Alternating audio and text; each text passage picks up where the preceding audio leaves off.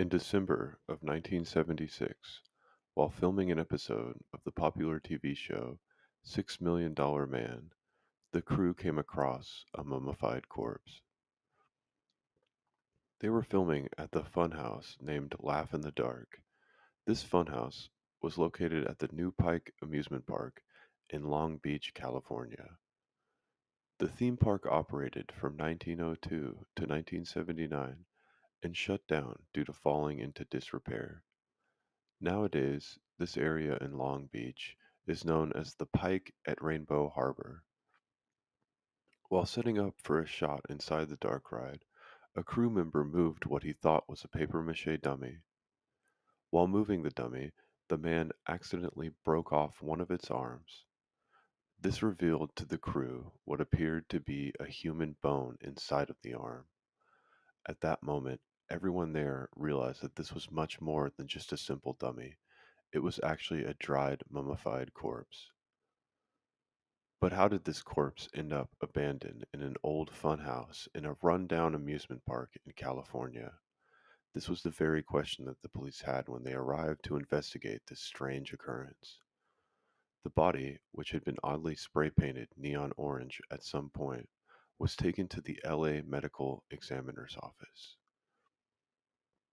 During the autopsy, it was decided that the death was from a bullet wound.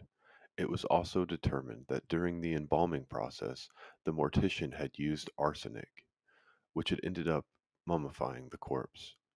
The examiner at the LA office theorized that the John Doe must have passed away sometime around the start of the early part of the century. He came to this conclusion because of the use of arsenic and it was so prevalent at that period of time. The most shocking of clues came when examiners opened the mummy's partially open mouth, in which they found two things: a penny from the year 1924 and a ticket to Louis Sonney's Museum of Crime. After a lengthy investigation, it was determined that the mummified remains were that of an outlaw named Elmer McCurdy. Born in 1880, he eventually became known as a drunk who would often find it hard to keep a steady job. Eventually, he turned to a life of crime to help fuel his alcohol addiction, robbing banks and trains. But McCurdy was not exactly a criminal genius, and his own aptitude is often why he would get caught. For example, he messed up multiple robberies by using too much explosive on the safe and blowing up both the safe and the money.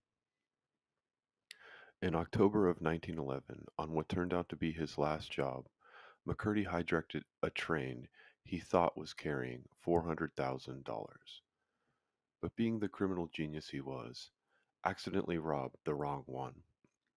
This train was just a simple passenger train, and he only ended up walking away with $46 and two jugs of whiskey. The local newspaper at the time dubbed the robbery one of the smallest in the history of train robberies. It didn't take long for the police to track down McCurdy, who was heavily intoxicated at the time from the stolen whiskey. After an hour-long shootout, McCurdy was killed by gunfire. But that is not the end of the story of Elmer McCurdy. After no one came to claim the body, the undertaker who had embalmed McCurdy had a brilliant way to make a little money on the side. He began displaying him in the back of his funeral home and charging anyone who wanted to see it a nickel. Then, in 1916, two men showed up to the funeral home claiming to be his brothers and took the corpse. However, the two men were actually owners of a traveling sideshow and began exhibiting McCurdy under the name the outlaw who would never be captured alive. In 1922, the mummy was sold again, this time to Louis Sonney's Museum of Crime, hence the ticket in the mouth from earlier. In 1933, he was displayed in theater lobbies as a dead dope fiend to promote the exploitation film Narcotic. But that wasn't the last of McCurdy's Hollywood stardom. Decades later, in 1967, he appeared in the film She Freak and traded hands several more times before finally ending up in the funhouse.